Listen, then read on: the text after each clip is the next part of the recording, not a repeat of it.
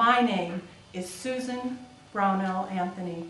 I have chosen to remain single and devote my life to securing the rights of all women as persons and citizens of these United States, especially the right to vote. I am here today to prove to you that the recently adopted 14th and 15th Amendments to the Constitution have not only given Negroes the constitutional right to vote in federal elections, but have given the same right to women as well. The first sentence of the 14th Amendment states that all persons born or naturalized in the United States and subject to the jurisdiction thereof are citizens of the United States and of the state wherein they reside. The second sentence of this amendment determines the equal status of all persons or all citizens when it declares that no states shall make or enforce any law which shall abridge the privileges or immunities of citizens, nor shall any state deprive any person of life, liberty, or property without due process of law, nor deny to any person within its jurisdiction the equal protection of the laws. The only question left to be settled then is, are women persons? I hardly believe that any of our opponents will have the audacity to say that they are not. Being persons, then, women are citizens. Therefore, every discrimination against women in the Constitution and laws of the states should today be canceled, in the same way that this amendment has done so for Negroes.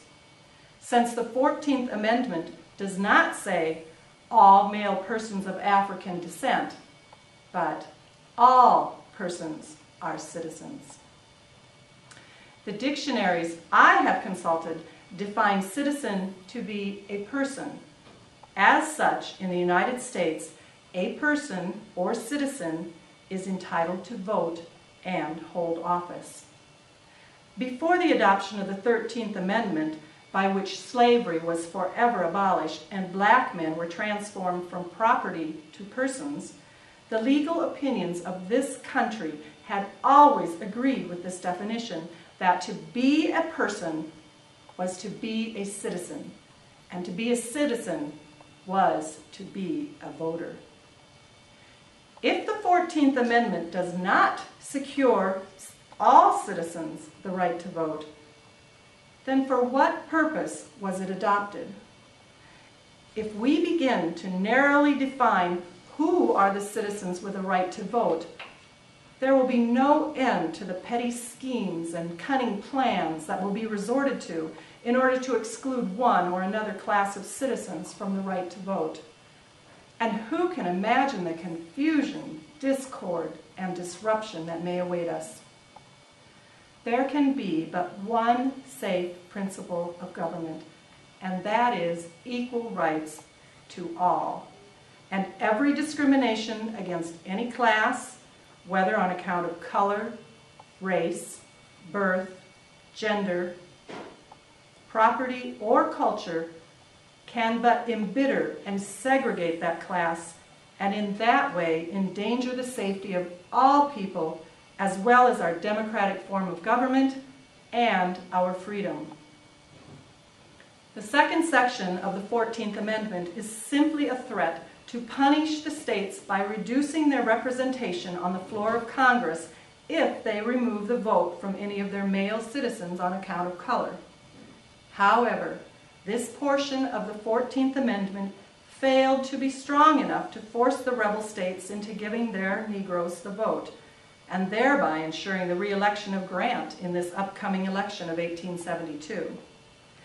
The Republican Party found they needed to write and adopt the 15th Amendment to clearly state that one of the privileges and rights of the citizen is the right to vote. It further states that the citizen's right to vote shall not be denied by the United States nor any state thereof on account of race, color, or previous condition of servitude.